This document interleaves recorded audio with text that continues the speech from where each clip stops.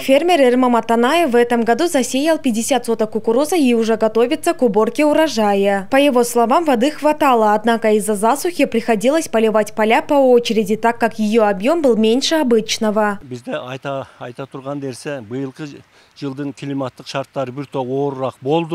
В этом году климатические условия были непростыми. В самые нужные периоды не шли дожди. При использовании воды из каналов возникали некоторые сложности, но в целом ее хватало. И мы рассчитываем на хороший урожай.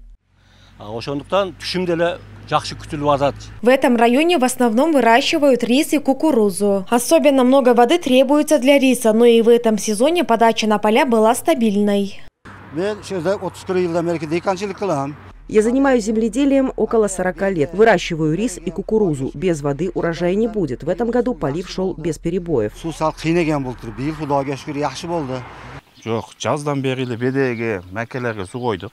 С весны поливали люцерну и кукурузу. Дефицита воды не было.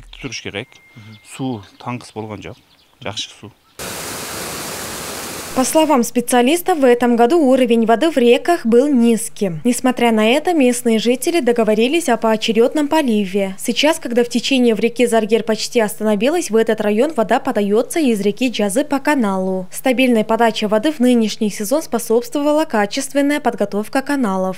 3 насосный станциясы бар жалпысынан. Бүгүнкү күндө бардык каналдарда суу жетиштүү бар. Всего у нас 3 насосные станции. В прошлом году нам передали экскаватор и погрузчик. Благодаря им мы прочистили 32 километра каналов. Как только подача воды прекратится, мы начнем подготовку к следующему году.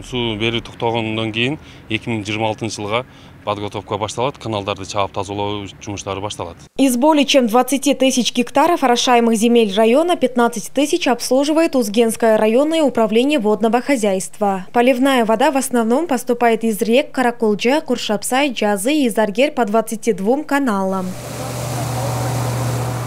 Айтунук Мамытова, Нурастан Бакытбеков, Нурсултан Абдикарим улы, ЛТР, Ошская область.